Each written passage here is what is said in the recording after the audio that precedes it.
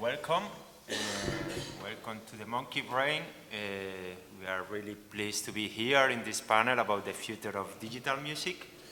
We are going to have 1 hour to discuss about the topics that we think that are taking the trend of where digital music is going.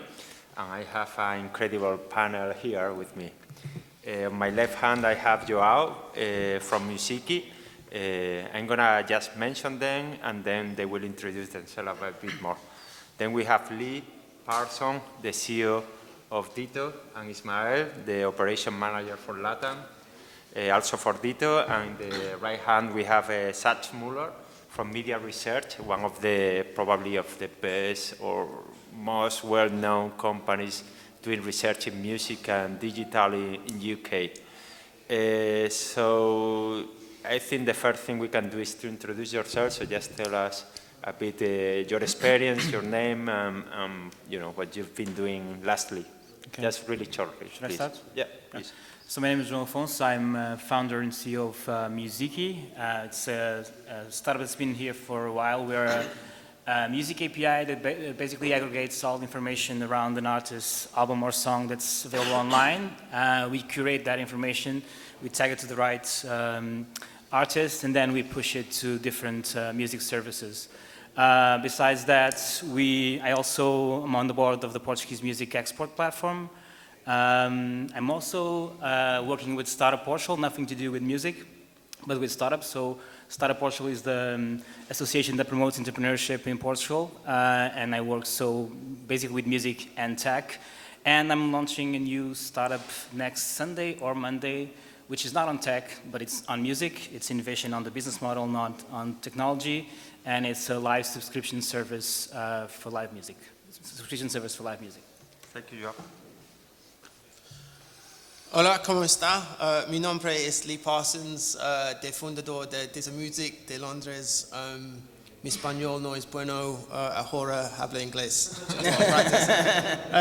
So I run Ditto Music. We have an office in Barcelona, most of the Latin American countries. We're constantly working with streaming platforms and new music, blockchain. I'm currently working on blockchain pretty much non-stop. So I won't talk too much about myself, but I really want to hear, what you guys want to know. So any questions you have, feel free to ask us. Thanks. Hello, hola a todos. I'm Ismael Comas. I'm the head of operations for Latam and Spain for Ditto Music, this company, and I'm in charge of the business in Latin America. We are in 8 countries in Latin America and in Spain, and our most clients are artists and labels, and we provide them services and all kind of services, a part of digital distribution. Buenos dias. So Zach, that's it. I'm Zach. I run the media analysis service over at Midia Research. As was just earlier mentioned, we like to position ourselves at the intersection of media and technology. I chiefly run the data analytics service, looking at what streaming means across video and across music. All right, thank you for the introduction. Well, I didn't introduce myself. My name is Andrés. I've been working in music for the last 12 years. I first had a music festival here, small one called Humm that some of you may know. Then I went to London like 7 years ago. I've been doing music startups there, from a live streaming platform to a music streaming app to a messaging app. I came back to Spain after 6 years there. I came back on January, and since then I've been helping the guys from Monkey Week to bring some of the people here in the table and other from UK to the Monkey Week. All right, so I'll make a really short introduction to try to warm up the table. The table is about the future of digital music, and I will say that in the last 10 years we have had a revolution in the music industry. And it comes basically from CDs to digital. It probably all started with Napster, that, as you all know, was like a revolution, piracy and all that. That was taken to the floor by Apple. First, they brought the iPod, probably one of my favorite inventions in the last century. And then we have iTunes, and then we got Spotify. I have always been following Spotify. For me, one of the biggest, most innovative companies in the world in the last decade. And I think I could say, this is my view, we could later talk about it, that they are the new paradigm. No? Now we have all the music in the cloud, we have access to music as we never had. That was maybe what happened 5 years ago, but now we are in a phase where artificial intelligence is playing a big role. Now you get into the apps and you just click a button and you start to hear the music that you like. So, in my view, I would say that this is the current status quo we have, and we have to discuss where are we going next. I don't know, Lee. What would you say? Where is the whole music industry going next? No pressure. No, the point is where is going digital music going next? I mean, So you'll read a lot of reports where artists are saying I've just been streamed 10 million times and I've only earned this amount of money, and artists complaining. The thing is, most of the people complaining about their payouts are signed to labels, so they have these old.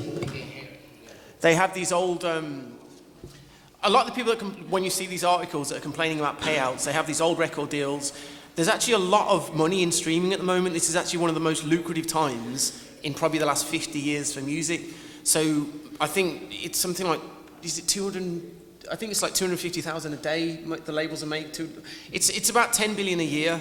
Most of the major labels are making just from streaming. And if you add that up, there's no CD replication costs. There's no real, the back catalogue is just sitting there and making money over and over again. So actually, for artists, especially independent artists, this is actually one of the greatest times you've ever had. So for you guys, as independent artists, it's about, how do I kind of lock into that? How do I, get on the streaming platforms, get onto playlists, and start getting into that cycle? Okay. Zach, I know you do a lot of reports and you are a lot about, well, if you don't know, their blog is probably one of the key references in the UK and probably in Europe. And they have his boss, Mark Mulligan, is a key figure in the scene. What are your views in this sense? Where do you think we are going? What's coming next? So if we're talking, let's say the sort of short to mid-term, because we can get obviously into all these abstract ideas on blockchain and VR and where they may take us in a decade's time or something. I'm really interested in voice, and particularly what that means for the revenue side. And I'm going to repeat a story that I've told to a few people, but I feel it just illustrates it best of why voice and the revenue that would come from that advertising aspect, because ad-supported really will be, in my opinion, the main way that streaming will grow, particularly in markets where subscriptions have already been either saturated or there's less of an opportunity to pay. So when it comes to monetizing voice, my grandmother, I bought her an Amazon Echo for Christmas last year, and she started to do her shopping on that. And there was this innocuous shift where here's someone who through her entire life had gone and bought Colgate toothpaste. So she would go to the store and she would pick up on those visual cues of packaging, shelf space, the advertisements that had sold that to her. But then she started just saying, Amazon, it wasn't order Colgate, it was order toothpaste. And all these new long-tail brands were being pushed to her, just companies that never would have had a chance before. Now, why that matters to voice and then why that matters to music is because voice devices are best embellished by podcasts or music-related content. Now, that's going to be an audience, particularly where, actually, on the idea of voice, if you're the Procter & Gamble's and the Unilevers of the world, who are the biggest advertisers, all of a sudden, television viewing is down amongst your youngest demographic or younger demographics. You can't reach those consumers unless perhaps it's through things like podcasts or music or those kinds of platforms. So I think there's a real bull case for a lot of that advertising money to go into a Spotify or any other streaming services ecosystem. and push up the value of ad inventory against music-related content. So that's podcasts or music-related shows. And so really, the advertising potential of these platforms is extraordinary and really hasn't actually been discussed as much perhaps as the opportunity from subscriptions alone. Okay, thank you. João? Yeah, it's just saying that what I think Zach is completely right, and I think that the way how much the music costs and how much it can make for a streaming service. What I think will happen is that music will be basically used in the future, supported by the biggest brands, Amazon, Facebook, and Google, and used to attract and retain users and to get in and to expose users to the brands and the products. I mean, that's what will happen. We don't pay much for the music we consume on streaming. I spend most of my day listening to music on Spotify. If I had to pay that in records, I would be paying a lot of money, so I'm saving a lot of money. I know that the industry thinks that they should be making more money. In the old way, they will be making more money if we're consuming as much as we are. But it's a new way, and it's not enough the way Spotify can grow just based on the user base and on subscriptions. It's not enough to pay them for the expense they have. But if they bring in the brands in, as you're saying, it's a new channel, it's a fantastic channel, and it has a lot of retention, so it's fantastic. And they will need that growth story, because now that they're a public entity, they have to abide by Wall Street demands. Exactly. And if they begin to slow down in terms of subscriptions, they need to prove, if their stock price isn't going to tank, A, that they can improve their margin, and also that there are other growth narratives which will involve taking a more radio-esque approach to monetizing. Exactly. What Zach brings to the table, I think it's really interesting that at the end it's artificial intelligence, all the speakers like Alexa, Echo, or Google Home, that I think that this is going to be one of the main consumptions on the digital music for sure for the next year. For example, Amazon, on music department on Amazon, they are investing, where they are investing most is on the artificial intelligence. So how the consumers can discover new music, or how can they consume, I don't know, flamenco or even Spanish trap, or so they really want to go in very deep on the local consumers. And there is a private, confidential study on Amazon that they say that when they launch Alexa in the US, they are figuring out, so they are find out that new consumers are getting into the streaming services. I mean, when I'm saying new consumer, I'm saying not maybe an older audience. Why? Because for the older audience, it's for them it's more easy to speak to a machine and say, hey, put, I don't know, Elvis Presley, Beatles, or whatever. So they don't need to, so it's not so techy. And I think for the music industry, that all this audience came into the streaming services, and these new services it's really important and interesting. Yeah, totally agree. I indeed have one of these machines. It's really easy to arrive to the living room and just speak to them and start to play music. It doesn't always get it right, but it's improving a lot. It works. I was thinking, we were in this conversation, and we are talking that there is this possibility that these big streaming services, we have probably 3 that will survive, probably Apple, Amazon, and Spotify. That at some point they will get to a moment where their growth will stand by, and we were talking how they could kind of keep growing their revenue, and we were talking about voice. But it came to my mind, if you think it will happen something similar to what happened with Netflix. Will these big corporations become, on one hand, to record labels, on the other hand, to reach a broader spectrum, so they will go far from music, and they start with video, but maybe they can be something else. What do you think, guys? Lee, for example? It's definitely a hot topic at the moment, because obviously, Spotify have kind of stepped into the artist services space and clearly said we're not trying to be a record label, but then acting as a record label.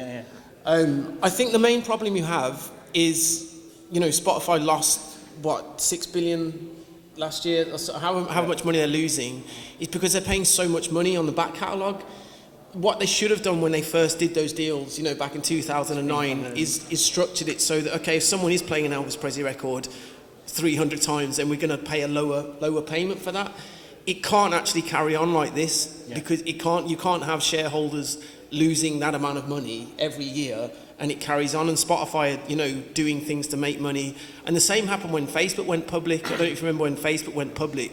You suddenly started seeing all these new services. They were charging people to write statuses and promote them, and none of it really lasted. But the problem is when you move from a music platform to Wall Street, everything changes. You can't suddenly say, okay, well, we love this artist, we'll push it. It's okay, we've got to change your margins. What Spotify, need to do, because it doesn't matter to Apple, because your music is an afterthought of selling the iPod and all their other services. Spotify, they have to be profitable, so they need to structure the music, I think, in better terms. And they're doing the deals again now, so hopefully they will. But then again, it raises the question as artists, are you going to get paid less money? So it's a very hard thing to do, and Spotify are doing all that negotiation now, right in the middle of kind of competing with the labels, so it's a very touchy subject at the moment. That's a really good point you just made, actually, on the idea of back catalogue. This is something we've discussed a lot. Previously, your back catalogue, certainly if you were a major rights holder, be you a label or a publisher, was probably the least volatile revenue that you would get in what is notoriously a volatile business anyway, because you don't know what's going to necessarily work. So when you could sell a high margin product, which was the CD or the vinyl, against your back catalogue, you already had the base. So if you had a fan base, you could bring out a greatest hits Bruce Springsteen record, for example. You don't have to market it too heavily, and you can make a ton of money based on that. And that would actually fund your ability to then take your bets on the new artists. And that's actually why in the 90s you probably saw some of the most unconventional music gaining mainstream popularity, because if you're Virgin Records and you've gone and sold 20 million Spice Girls records, you'll happily give Massive Attack 2 million to do a video for Teardrop. So that's what funded that artistic risk back in that period. But what's going to happen with streaming, to your point there about the back catalogue being way inflated because all these labels said, well, you're getting Elvis, but you're getting Led Zeppelin, you're getting the Beatles, give us a ton of money for that. But actually, the statistics show that people, when they switch to streaming, and that could just be a present byproduct of it being a younger audience, they don't tend to listen to these artists that much. If you actually look at there's some stats from the BPI that were released last year. If you look at listening on streaming by decade, after the 2000s, it absolutely falls off a cliff. Like, there's hardly, in comparison to the new, there's hardly any revenue really coming through.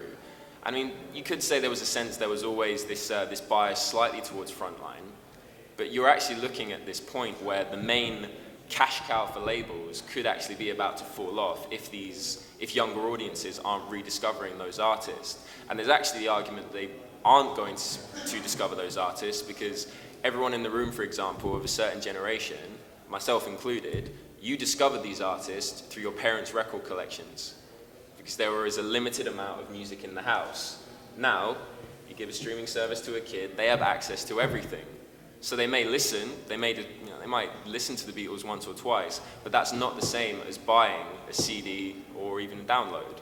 So it's a really interesting topic, the idea that stream catalog, which was once the cash cow, the most reliable aspect of the industry, really is not suited to the streaming landscape, and actually it favors the new. João? No, I would like to say that we are talking about Spotify, Apple Music, and Amazon Prime probably as the top streaming players, but we're forgetting the biggest one, which is YouTube. Yeah, true. Yeah, right. So it's, I haven't seen recent reports, but at least a couple of years back, 80% of streaming was on YouTube, 20% was divided by the other three.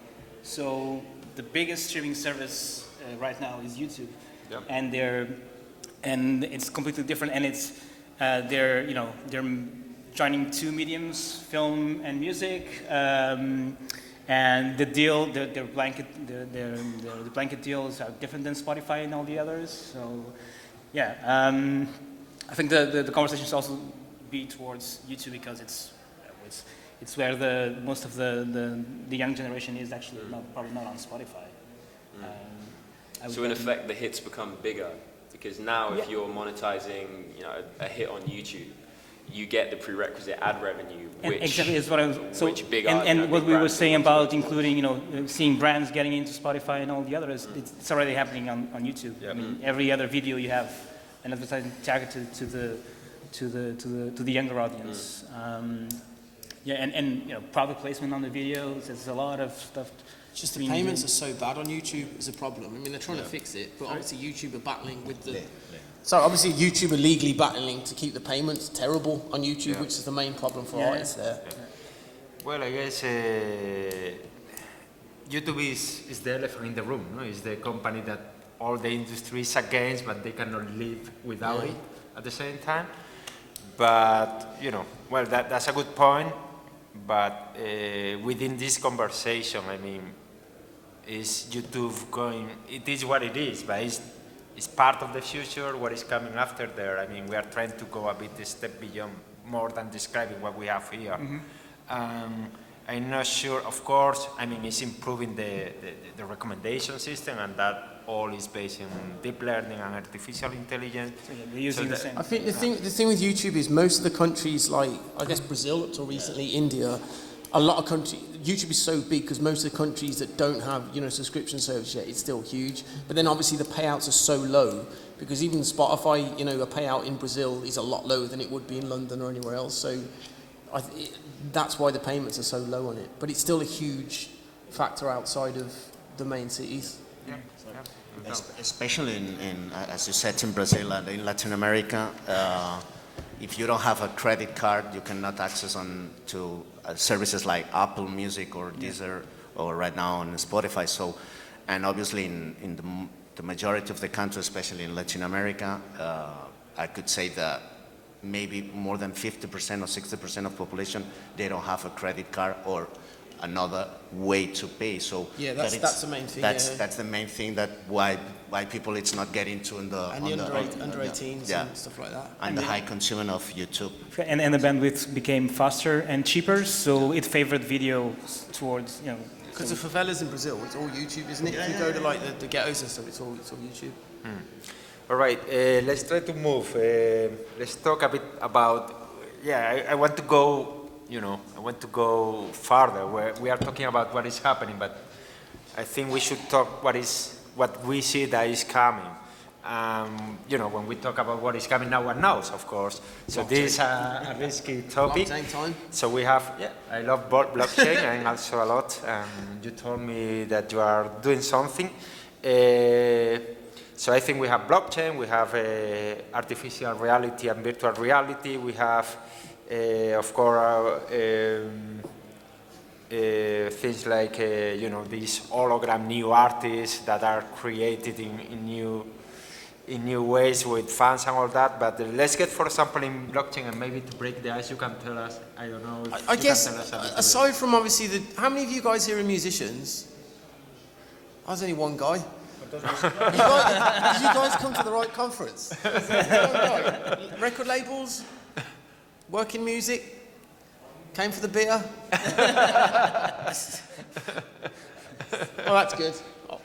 We can just talk one-on-one later if you want it, that's easier. Anyone familiar with blockchain? Anyone bought cryptocurrency? Anyone 95% down like I am? I bought a lot of stuff at Christmas that I shouldn't have bought. So blockchain basically is a new decentralized internet. So it's really simple to explain, but it's really difficult to explain. You have the...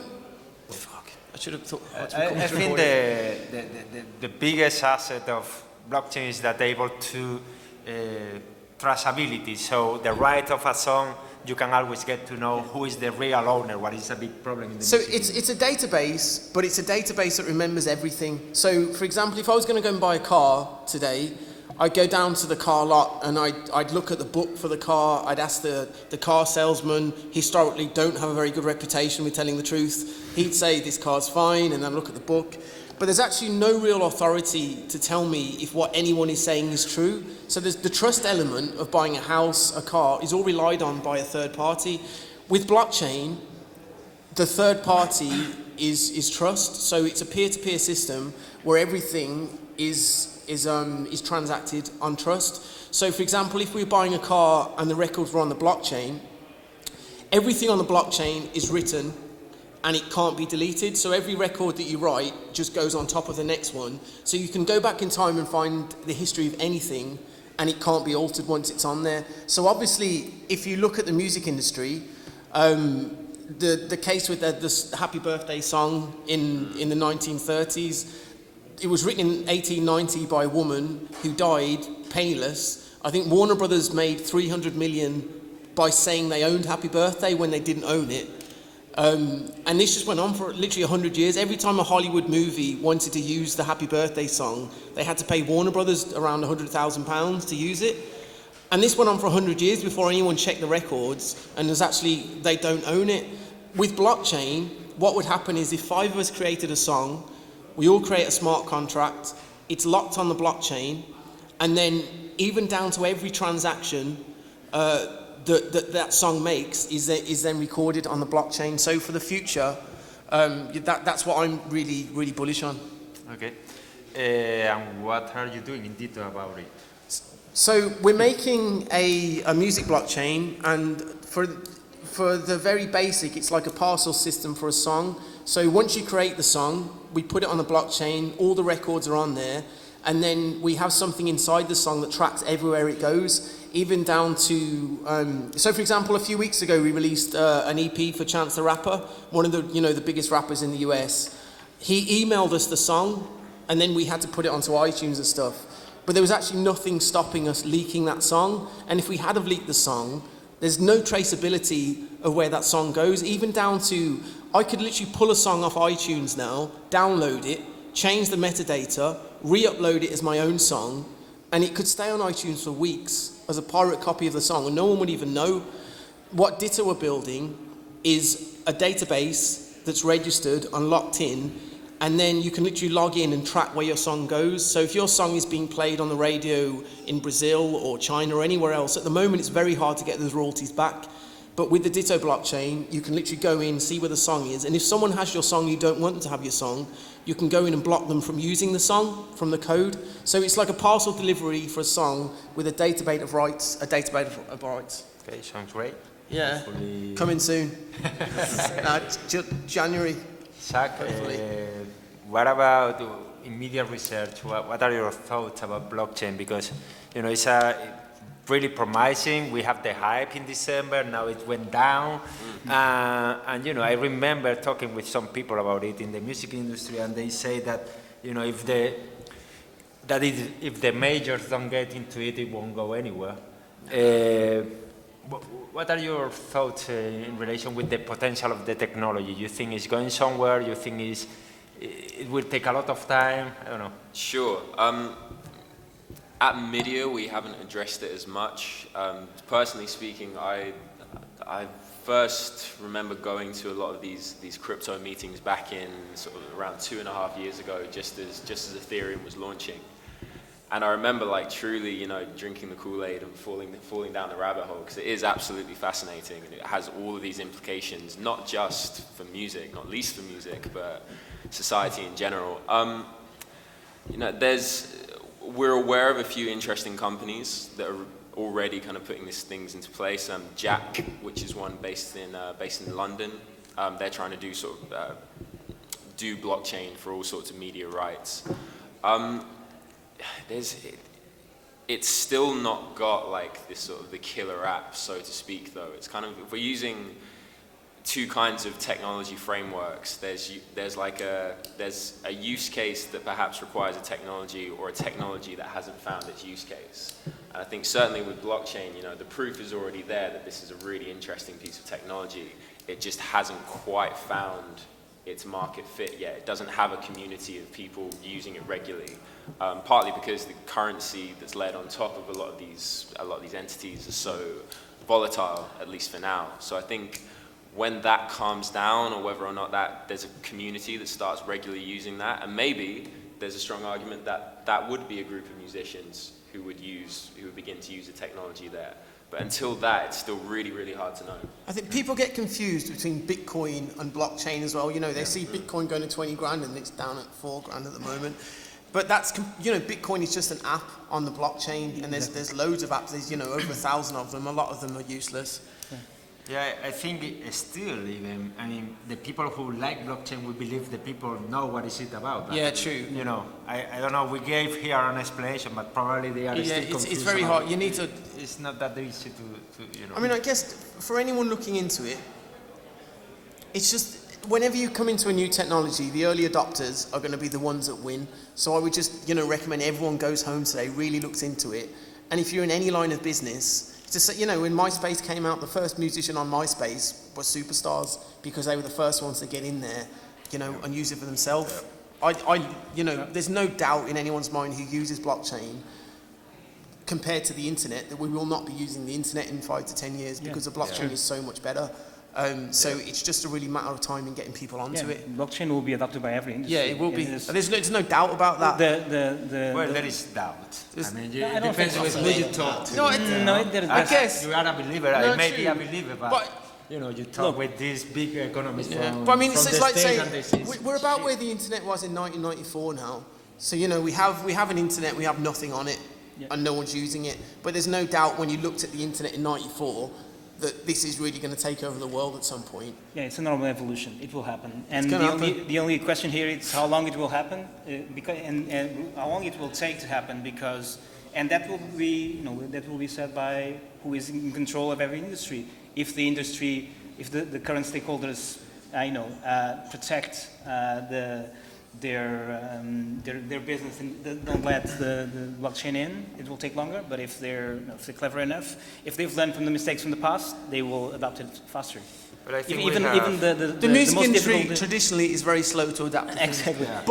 But banking is already using it. This is the first time in history when there's more money to be made for the major labels to adapt to something than not adapt to it. It's not like when they tried to sue the internet in '99 when Napster came out.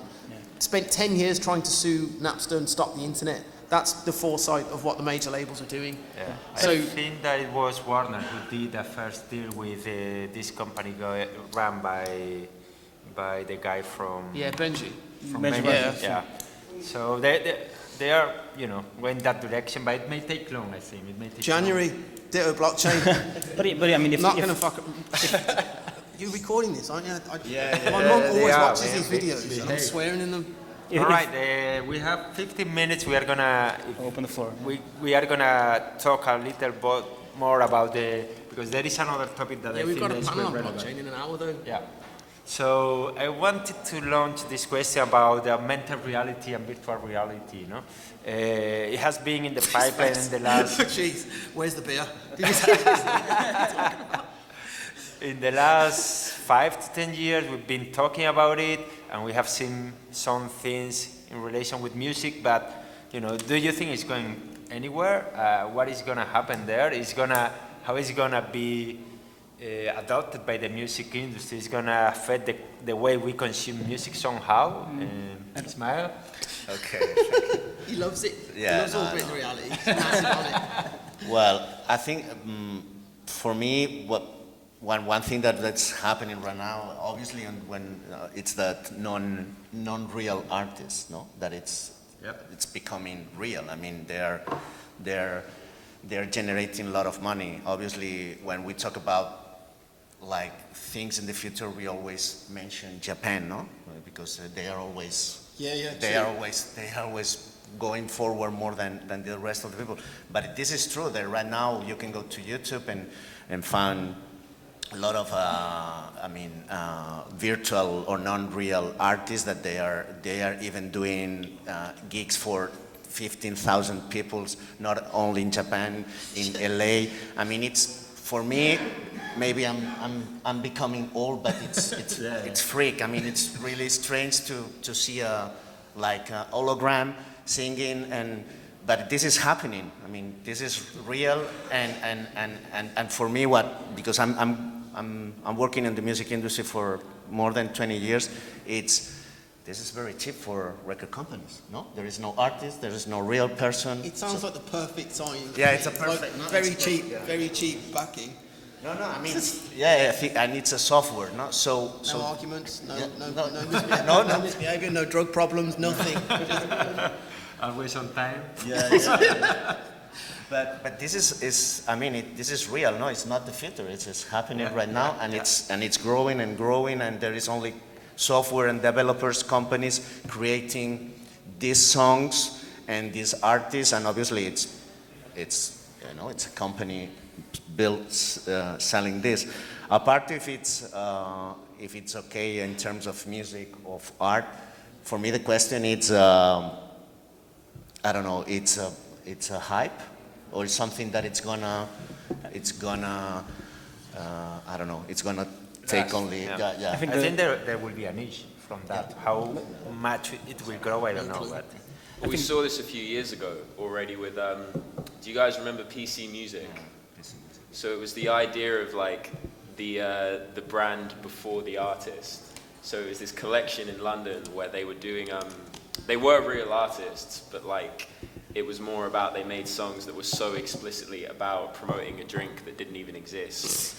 It was just, there was a really clever satire kind of on the whole branded content thing that was the main way people were making music at the time, because, you know, streaming hadn't really taken off in the same way. Yeah, I think so I don't know if there is kind of the argument that would be an extension of that. The biggest benefit for music in VR will not be the holograms and so on, but actually gaming is obviously going to be the strongest industry in VR, and they will need soundtracks for that. So it's sync. So the biggest benefit for music, so VR, the biggest benefit for music will be synced.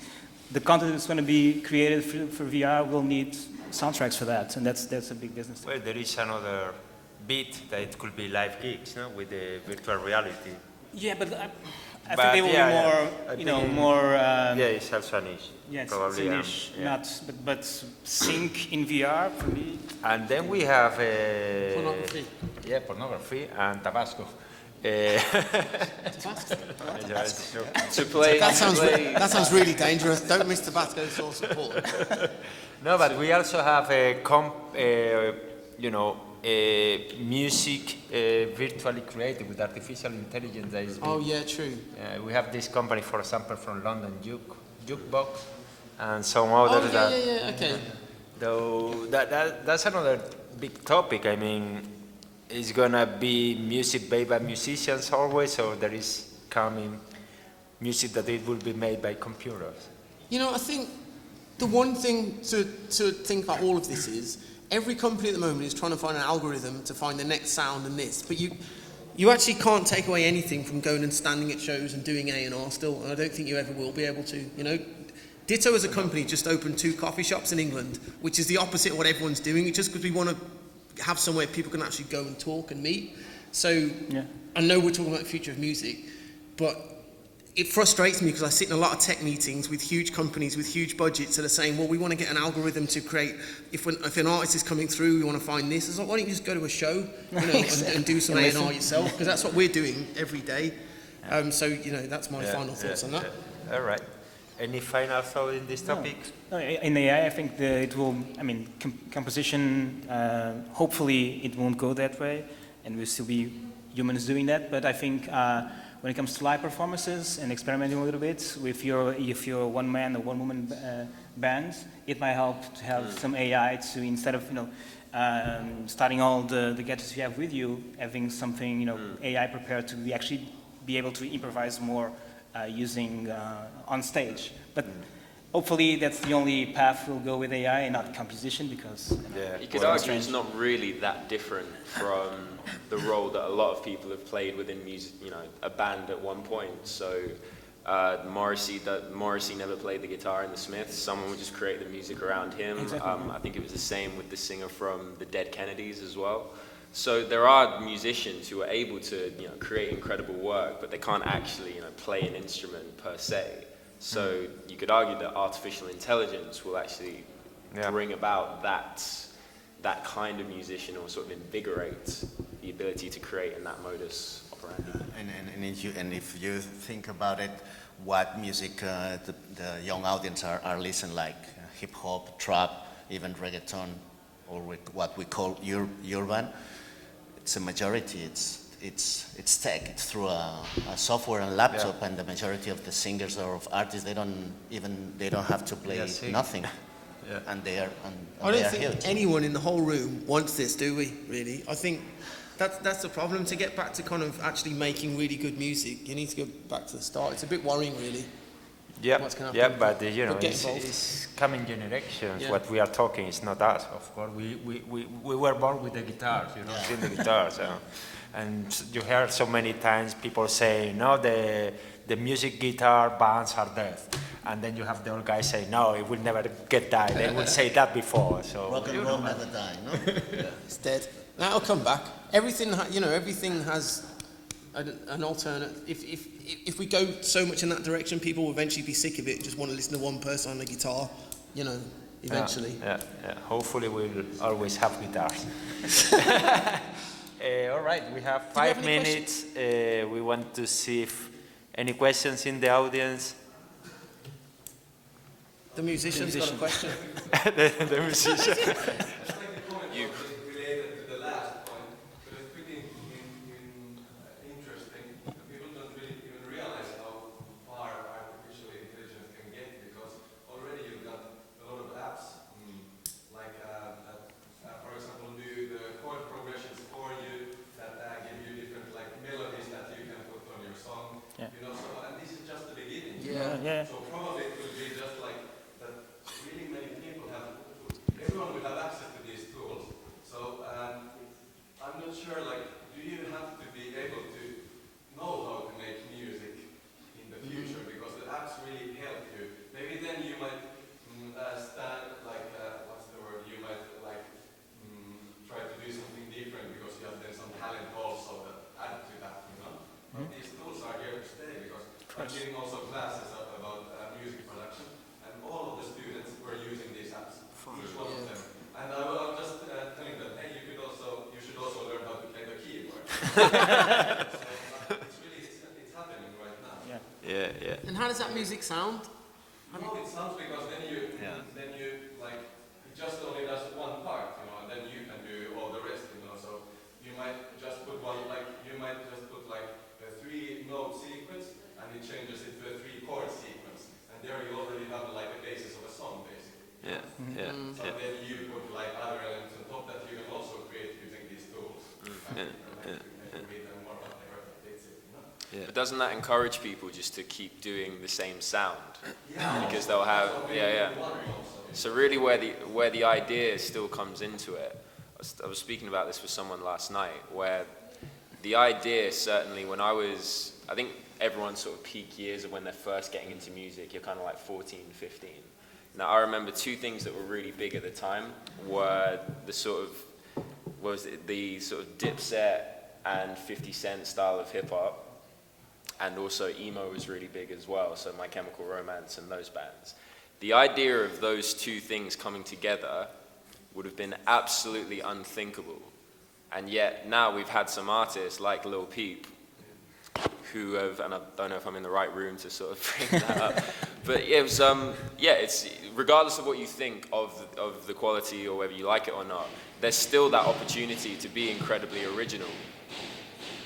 We've got some anti-Lil Peep people outside. But there is that opportunity, even with artificial intelligence giving you chord progressions, because there's only so many chord progressions you could do anyway. So there still is ample opportunity, even with these tools, to be original. Yeah, I totally agree, and I think you can use them for your own benefit. It's interesting all the changes they will bring. Okay. Any more questions? Too late. Okay, so we are gonna finalize, but maybe before ending, I'm gonna leave you one little last comment of where do you think this digital music industry is going. Sad, would you start? I know it's not an easy one, but Sure. let's end with a bit of emotion here. So you have to think. Make a podcast. Okay, that's a good one. For me, the future of digital music, must be, and it's becoming more transparent for all the parts involved, and I think it's really important for everybody. Transparency, buy some Bitcoin.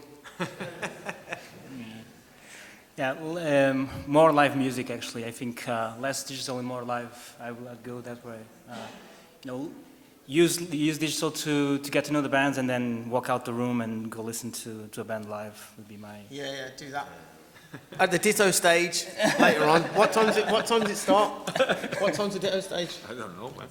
That's your stage. Come and see me, I'll buy you a beer. That only counts for the first 2 people. All right, thank you very much for coming, and thank you for hearing All right, us. thanks everyone. Thank you. If anyone wants to speak to us, Enjoy that. are you doing the blockchain one as well? I know that, but it's very tech.